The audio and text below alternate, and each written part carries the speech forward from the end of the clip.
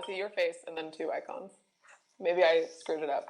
No, no, it's fine. It's an extremely complicated setup we have. We're pushing the limits. Yeah. Oh, my phone is ringing. Oh, it's Vincent on the phone. Oh my God. No, Vincent should be in this call. I have a really, really odd view of your head, Kay. Sort of disembodied, floating head. You're not hearing me now? Yeah, I can hear you now. Yeah. Hey, Vincent. Hey. Hello. Welcome. So I'm Keiichi. I'm the director of Liquid City. And we're this design studio in London, making experiences with XR and AI. And we're going to talk a little bit through some of those projects today. I'm Jasper. I'm designer, prototyper, technical lead, all things. And I was project lead on Wisp. We've got Anna, who's art director, and work with Jackson, who's our other art director on the project. I'm Jules. I'm a writer, and I worked on Wisp's brain. I'm Vincent. I'm part of Skillbard. We worked on the sound and the music. Very nice. With, Joe there. With me here. Thought today we would look through and how you play the game, because we wanted to record kind of like a little walkthrough. But we thought we could combine it because Wisp isn't supposed to be something that you play 100% attention all the time, but it's something that you do while you're multitasking with other stuff. We thought it would be nice to have like a little chat, I guess, about about Wisp and how it came into being. I guess the concept, where the concept came from, some of the art direction, actually how we made and sort of designed and imagined a new type of experience for this kind of new idea of what computing is supposed to look like. As soon as you try it, like the things that really jump out, I think, are visual fidelity, which is kind of feels like it's a real, makes a real difference to what you're seeing, and the fidelity of what you can experience and what you can make for the platform. And then I think there are other things, obviously the kind of pass through, the fact that you put on the headset and the first thing you see is the room that you just put on the headset in. There's no kind of, startup screen. There's no like fancy home environment. There's no like, like virtual Californian penthouse. It's like the room you're in and it's still there. And so all of these bits of computing that you have are sitting there around you. And then obviously, I guess the other big thing is input. So pretty much all headsets' primary input, up until this point, has been some kind of bit of hardware, something you're holding. There are like additional inputs. Obviously, Quest has hand tracking, but it's kind of controller and/or hand tracking. So the hand tracking always is subservient to the like controller paradigm. So it's very nice that the input's all about looking at things and tapping on them. Extremely low friction, extremely simple.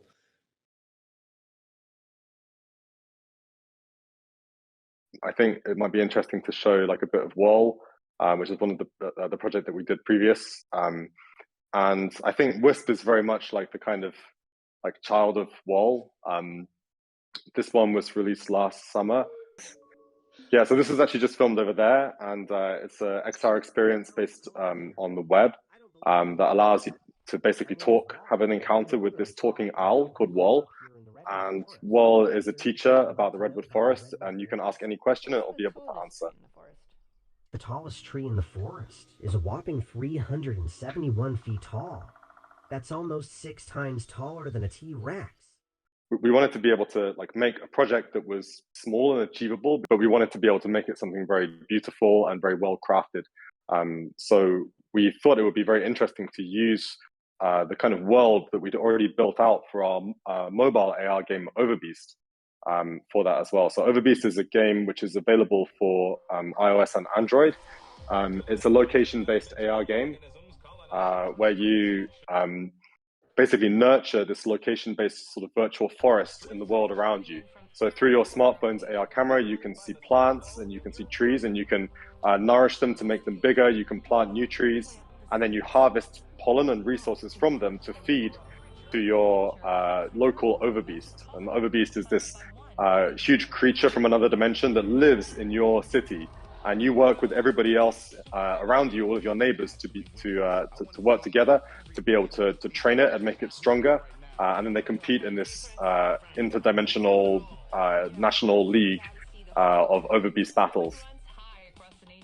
So we'd kind of developed this whole story and this whole universe around the plants and the creatures, and we had these beautiful assets and the beautiful sound work, again done by Skillbard on this project. And we thought it would be nice to be able to think about, what would an overbeast game or a game set in the overworld be like?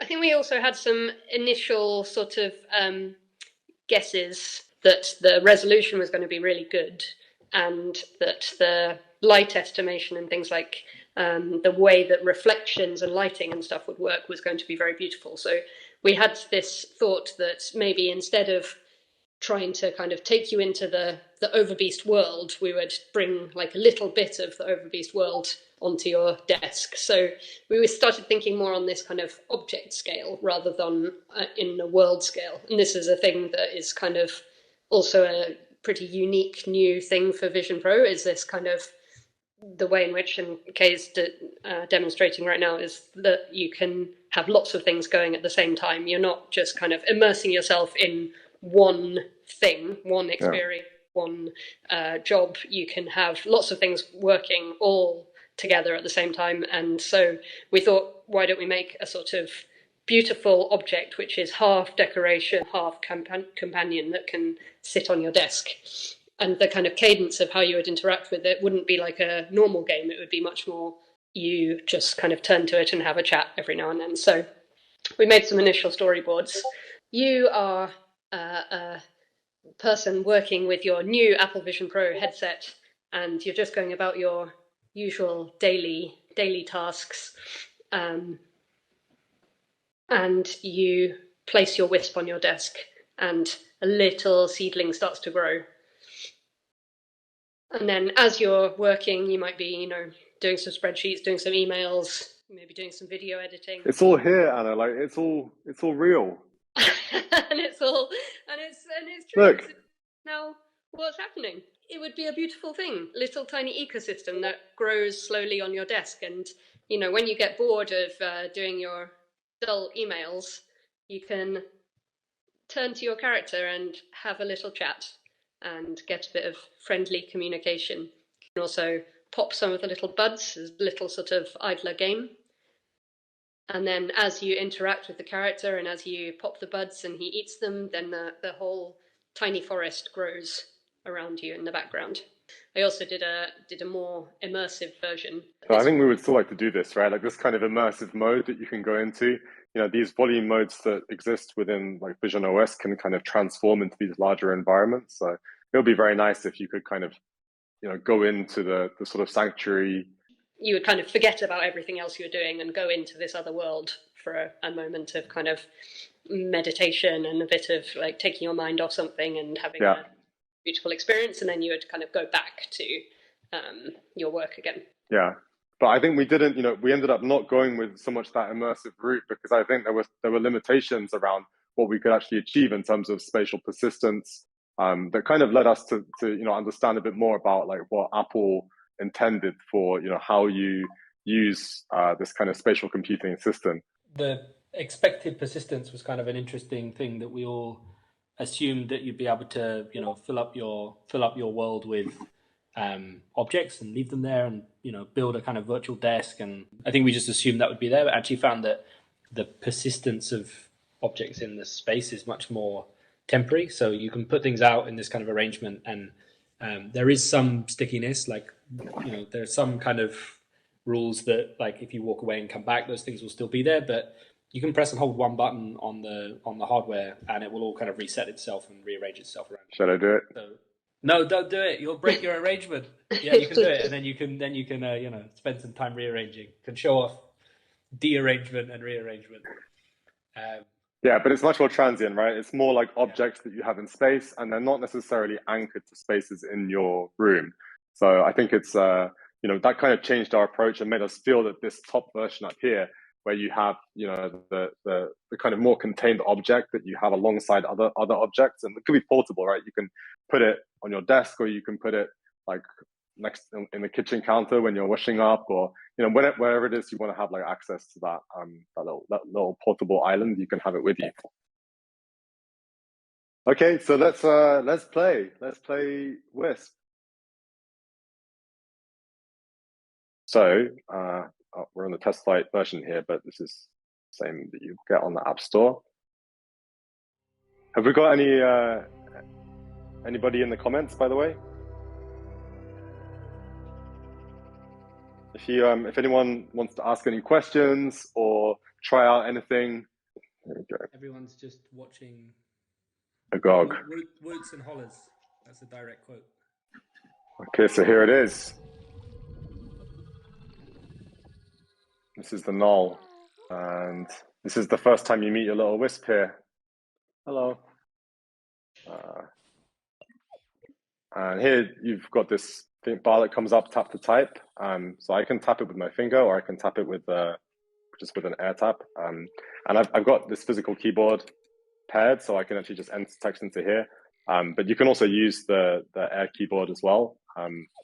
And the air keyboard also has this kind of voice input for it that allows you to be able to just dictate as well. But I'm going to type here. Hello.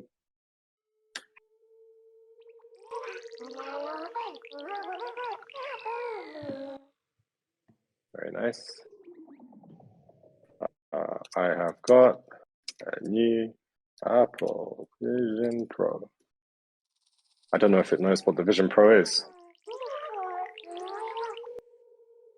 So you can understand the messages coming from my end?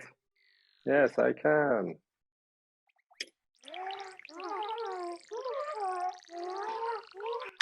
Talking to humans can be quite tiring. If only I had more pollen delights to nourish me. Could you try and pop some of these small buds on this trunk to release pollen for me? So you can see here, we've got like, on the knoll, we've got all of these little buds that are now coming up into the air. And I can just look at them and pinch my fingers together, and they just explode in this nice little shower. And you can see this wisp as well is getting nice and full up and looks happy and full, and is now ready to talk much better. Thank you, I'm full up on yummy pollen and ready to do the talking again. You're welcome to keep tapping buds, and I can just rest here munching on pollen treats, or we can trade more words and carry on chatting.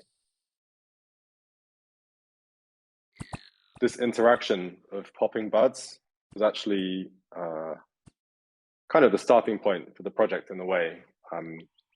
Jasper, we had like that early prototype, which was more of an immersive world, but had lots of this kind of bud popping activity.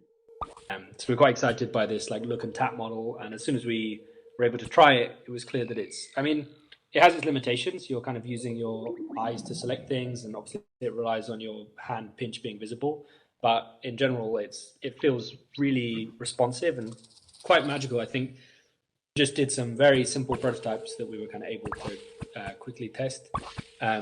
Just putting some things in that you can tap. We kind of fill the room up with particles, and we're able to kind of look at them and pop them one by one. And once you get the kind of scale of the collider right, that's really, really satisfying interaction. It's like popping bubble wrap, but kind of at any distance, whatever you can see, that basically, and you can sort of absent-mindedly sit there and make these little buds pop, and the wisp will swim around and eat them all up like a little fish eating some fish food on the top of the tank.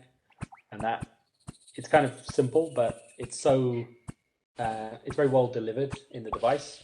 And then also, we tried to kind of hone the interaction on that. Yeah. So what other interactions do we have in the thing then? So we've got, obviously popping buds is one of them. Can you talk us through some of the other interactions? Yeah, so I guess the other ones are things like the dragging. You can pick the wisp up and move them around as well. This is kind of similar but different to the popping in that, like here, the delight is the kind of magnification of small movement. So you can move your hand a tiny bit, and the wisp is going to kind of swim around, and again you have like really, really precise control on 3 axes of like where you're moving this little character around. And so you can pop some of the buds to fill up the space with pollen. And if you pop quite a few, you'll end up with like a ton of pollen in the space. And then you can grab the wisp and drag them around and kind of hoover it all up, and it's again like another kind of fidget spinner desk toy type of satisfying little loop that you can do.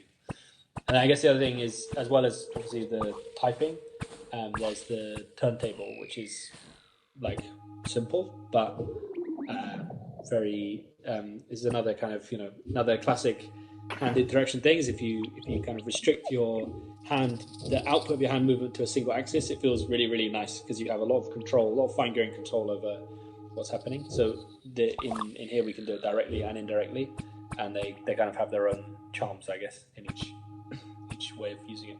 Yeah, it's so satisfying. And then we've got these little buttons as well that have this kind of slight 3D kind of behavior and these animations and this beautiful kind of bone UI. Yeah, that's an interesting question. Like what UI is in this world, and I think we really wanted it not to be panels. I think there's a lot of place in the world for 2D panels, and obviously the entire system's built them, and it works well for the use case that's being delivered here. But we wanted this thing to feel like an ornament, feel like an object, feel like a kind of thing, something that's sitting on your desk that's like taking up space and existing in that space. So we wanted the UI to do the same. Text output makes sense on a plane, but how can we kind of like hold those sets of planes and those sets of buttons in something that feels a little bit more like it's kind of exists in this like three-dimensional and ornamental world to be a companion to the plant itself. It's really interesting because compared to kind of a desktop, it really does, it is a space, and I want my space to be filled with beautiful objects, right? So the idea of kind of an ornamental app is, kind of becomes an attractive or valuable thing. Like for this, I want to have beautiful objects in my space that I can, that are going to have these nice sounds and nice interactions around, and I can just interact with whenever I want to. We've got a couple of related questions in the Discord. Great. So Orox says the bone UI is beautiful. Reminds me of Mirrodin from Magic the Gathering. The aesthetic of Overbeast and of Wisp is this kind of fusion of like technology, but also of I don't know, these kind of obviously of nature, but in Overbeast there are also lots of kind of references to tarot and other kind of form like symbology and those kinds of things. So it feels like a nice extension from that aesthetic. Jack came in one morning and said, I realised that it should all look like cave paintings that you found. Ancient cave paintings. Amazing.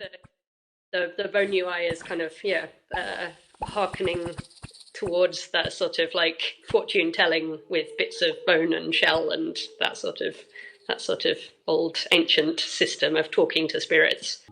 We looked at kind of really wide ranging references. Really, we looked at things like these kind of beautiful, very sort of poppy, very colourful kind of micro world, micro garden installations, and then I think right from the beginning, there was definitely this idea that we wanted it to feel quite organic, like be away from this sort of like sci-fi panel language and all feel as sort of organic as possible.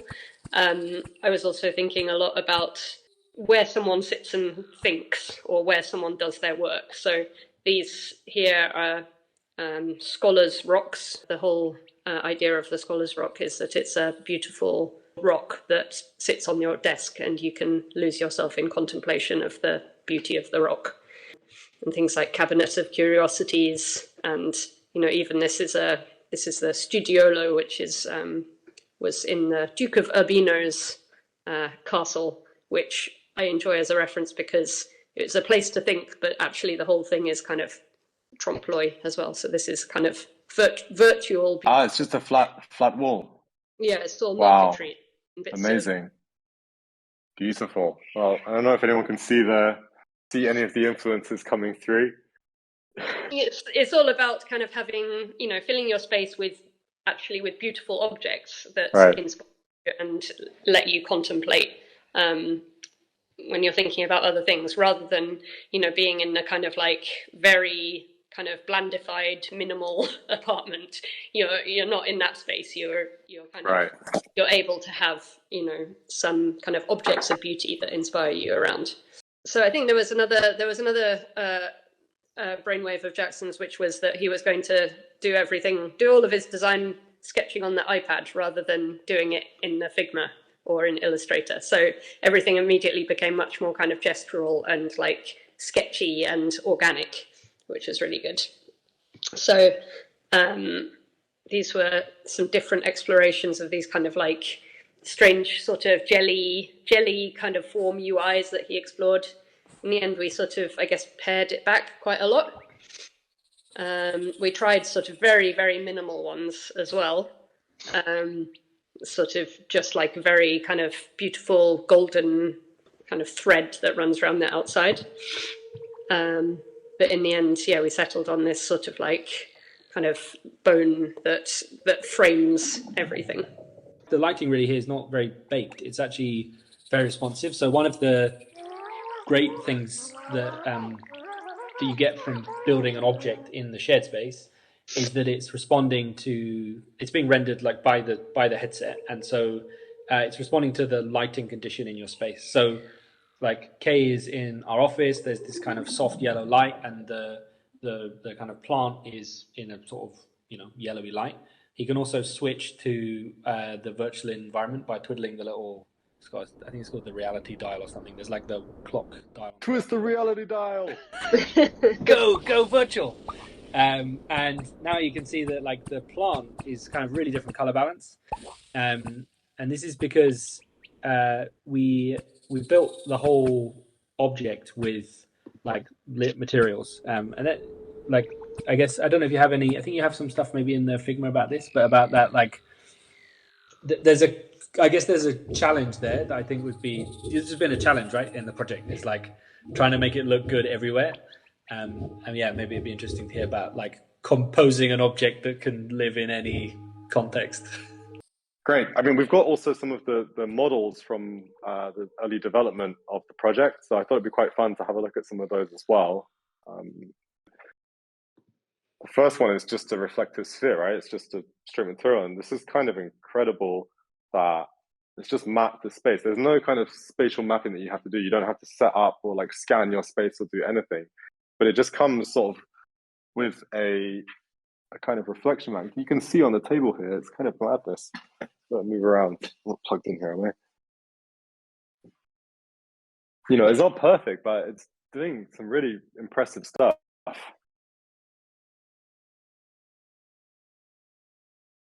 Oh yeah, here's one of the earlier versions of the null. And also here, you can really see, I don't know if it's possible to see so clearly, but there are these incredibly fine details that just look incredible in the headset. So we realized that actually you could do extremely fine things that we would have never really dreamt of doing before on a headset. And so actually, I think, this was, the original scale, or maybe a bit bigger, but we brought it right down and tried to make something that was very kind of beautiful and jewel-like. And you can also see some different color variations here, I think. The Halloween edition, which is actually pretty cool. I mean, I like it now. Very nice. Whoa. I think this was one of our various attempts at moss. We did a lot of approximations of moss. I want to touch it. Ah, so lovely. Ah, there's one of the trees. Some different materials. I mean, they look just so crisp and beautiful in the headset. There was a moment where we decided that the amazingness of the materials needed to drive some of what we were doing. So like we were kind of adding more bits with different sorts of smoothness, bits where it was more reflective and bits where it was a bit more glossy, and then bits where it was kind of matte. The whole gamut of what the device could do. So all of those moments are in this little null, these kind of little bits of shiny stuff. And we've got little bits of this beautiful kind of purple. This is when I can do my shopping channel QVC thing. Look at how the lovely purple shader glistens with the HDRI map. someone asked that they can see Kay applying different sorts of hand gestures, for example, for rotation, and asking if there are given amounts of hand gestures that can be programmed. Like, what are the hand gestures that are possible? There's a few things. So the way in which we've made this is a volume in the shared space. So you can imagine it as a box, basically. And for privacy reasons and I guess, making a system that works reasons, we're only really aware of what's given into the box by the players. Additionally, we don't know whether you're looking at something and tapping on it or whether you're poking it with your finger directly. Both of those are just given to us like by the system as a tap event. And so the turntable is a good example of something that hopefully looks really good and it feels really good. But it actually took quite a lot of work and some, clever kind of input blocking and some like acceleration and a few kind of things all working together there to make it feel really nice if you do it indirectly, like left to right, and very nice if you do it directly with your fingertip, because we're actually not like the application is not actually aware of which you're doing. We only know that there's been a tap event given to us. You can do gesture tracking, but to do gesture tracking you have to go into full immersive. So the application controlling the entire, like everything that you see. So you can't have other applications side by side. I think that, from the start of this project, that's definitely the part of the system that we are most interested in exploring, feels the most kind of AR native and like the most new, to actually be able to make an object in a space with other programs running alongside it hasn't really actually been technically possible to this extent, I think. So we're really excited to really make the most of that, and that's kind of meant that we've had to create some clever solutions and little kind of interaction tweaks along the way to make sure that we can kind of get around these limitations. So now, after we've been talking a little while, the Wisp is ready to enter its next stage of development. So you can see that once I've had a few different conversations, this button here appears, and I can press this button like this, and you'll see that your Wisp starts to grow a little bit. Just a little tiny bit on the top there. We've got a little new sprout coming out. As we talk more, the knoll is growing. Look at these little white and purple trees at the top, that because of us, we could become friends and another thing might flower. This is great.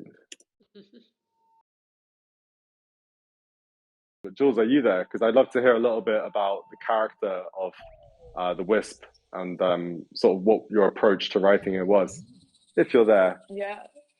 Oh yeah, there you are. Hello. It's so cute. Yeah. Well, it was a lot different than working with Wall, because Wall had a really like practical, knowable context. So we had to kind of pull inspiration from the overworld. And I think just given its cute nature, we wanted it to have a sense of otherworldliness, but whimsy and kind of an innocence about it, that makes it easy to talk to and hopefully not like too demanding. And something that, just is like an entertaining break from your day. So that first interaction was like the meet cute, you'd call it in screenwriting, of this character doesn't know that you can see it. And so there's like a kind of a understanding how you can see each other. And then Jasper and I had worked on making the tutorial of understanding those interactions knowable through that conversation. So Wisp tells you that you need to pop the buds, and now you know that you need to pop the buds, and things like that. And then the levels kind of progress as the character wants to know more about you and understand Earth and all of these kinds of different elements. So what we just saw just now, where you talk, you have a conversation, and then the knoll grows. We kind of see a progression there, not just within the knoll itself, like this little floating island that starts to grow more trees and become bigger and bigger, but we also see a change in what you talk about, the brain of the Wisp, and like what. So can you describe a little bit about what is that arc? Like how does the relationship change as you progress? Yeah, so it's meant to kind of, as you talk, Wisp knows more about Earth and can understand more how to communicate with you, and they're getting to know you as a friend. So hopefully in like the later stages, something that we leveraged that was a new feature of in-world is long-term memory. So there's a bunch of different prompts that we had written in where Wisp should be able to recall things that you talked about earlier. So if I download it, have a conversation with it, and then put it away, but then bring it out the next day, it's going to remember what we talked about before. Yeah, yeah, exactly. Very cool. And that element was kind of woven into the narrative later, where about halfway through you realize, and I hope I'm not giving anything away, but that as the plant is growing, it's storing what you're telling it. So it's kind of like a dream catcher, if you will. Amazing. And yeah. Very cool. So you mentioned there InWorld, which is the character engine, the AI character engine that we used in building this experience, but also World before it. The talking owl that teaches you about the forest. Jasper, I was wondering if you could like give a little lowdown on how we used InWorld and also the things that we built on top of that to be able to extend its functionality and get it to do what we want it to do. Yeah, of course. So I think like we often talk about InWorld as the brain of the character. So some of the main things that like InWorld is you can go and use it. It's a like character engine. You can create an account and start making characters, and it's really really friendly actually to use. It's like a lovely tool, and it's something that we use quite a lot because it's not really program oriented. It's kind of writer oriented more so. So you can make a character. You can give them a description. You can give them a motivation. You can give them a style of dialogue, a tone, and you can give them a set of knowledge. And so that kind of founding gives you something that you can start to talk to. What pretty much always happens is that obviously that at its core it's an LLM with some training on top, and so as you start to talk about stuff, it can very quickly go off the rails. So one of the hardest things is to keep it kind of in character and keep it interesting. I guess it sort of gets very improvisational, and that's not always what you want, right? Sometimes you want to be able to inject like curated content, written content, to make it more of a like designed experience. So there's a few ways in which we do that. InWorld has a like an event system, like a trigger system. So you can basically send events to your character and sort of tell it how to respond. And so we have, I think it ended up being all of the possible, like there's like a line count, a character count of how many events you can add. I think it's 50,000 characters. I think we were using it. We were right up to the number. So it's pretty much fully fleshed out set of all the things that can happen. And then what we're building on the application side is we're building a set of a kind of set of conditions, a set of logic that's making the character respond to the world around it, or to for example, when Kay just did the level up, we have for every level up we have like a custom event written. So it asks the character to respond to what's just happened in the world. Obviously, InWorld on its own, the brain has no idea, right? So it's a brain in a jar. It doesn't have any idea of the world around it. And so what we kind of have to build around it is the body, I guess, to give it understanding of the world around it, of what's happening, of how you're interacting with it. And there's the kind of another layer which is about conversation. So conversation is very rarely just you say something and I say something back. It's you say something and you change the topic, or you want to like go deeper into a certain conversation, or I don't say anything for a little while and you kind of ask me what I'm thinking. And so again, we have a kind of another layer of, as well as just responding to things that are happening in the world, we have another layer of these kind of natural conversational events based on time, based on the way in which you're interacting with the character, to try and add a little bit more naturalness to the conversation. So you'll see, like, I think a minute ago even we just saw it, that like, Kay was just listening to us talk, and then he started popping some buds, and then the wisp actually like flies down and says something. It's kind of like, oh, you've been quiet, and that's one of our like little icebreaker events triggering, just to try and make it feel not like you're kind of on the hook to like keep the conversation going, but that this little character actually wants to talk to you, and when you go quiet, it's kind of like, what are you thinking about? Like, what's on your mind? Yeah, I think that's a really important part of like being able to have a good conversation with anything, I guess. I think at one point the character was way too whimsical, where it was like hard to have a normal conversation with it. So kind of like trying to find the middle ground between, so something that was like open enough that a user could inject their own kind of like what they want, their choose your own adventure, Yeah. but narrow enough that it still has like a relatively consistent identity and like sense of self. Joe and Vincent are here today from Skillbard, who I think have worked on every single project that we've shown today, including Wisp. And I guess I want to talk a little bit about the sort of initial brief or the initial approach and how you kind of approach the sound effects and the music that we can hear right now. Stylistically, we know we had the kind of sonic aesthetic world of Overbeast as a bit of a starting point, and that informed a lot. So you do actually hear some forest sounds that are very similar, maybe altered slightly from the Overbeast world to this kind of semi-organic. You might have synthesized sounds, but they have a vocal quality. And that's also in the interface sounds. They're differentiated from typical, maybe Apple interface sounds. They're a bit less neutral. There's more organic elements to suit the visual stuff you see there, like especially as things went along and the pop-up box becomes bone and you start to get a sense of the material quality of things. And it makes things satisfying and fun to play with. Definitely. I mean, so much of that like satisfying thing about just popping this pollen is in the beautiful sounds that it makes. And it's also this, like, I think when we were talking about the brain, it's kind of similar as well. We're trying not to overwhelm the user, right? It's something that's supposed to sit there and not distract you from what you're doing. So I think there's something nice about this, that kind of, there's moments where the sound appears and then it kind of goes away again.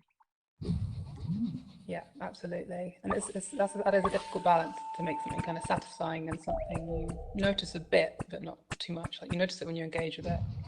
I've got a huge echo and I cannot talk. The modern world. Not a question, but a comment. Our friend Nick, he's had to. Hey Nick. Oh, it's gone. He's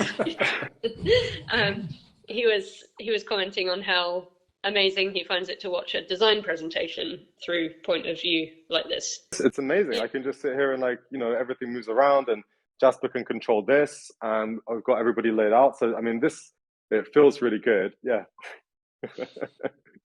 I think it's very nice. I mean, I guess everybody watching must feel really sick from watching my head bob around for so long.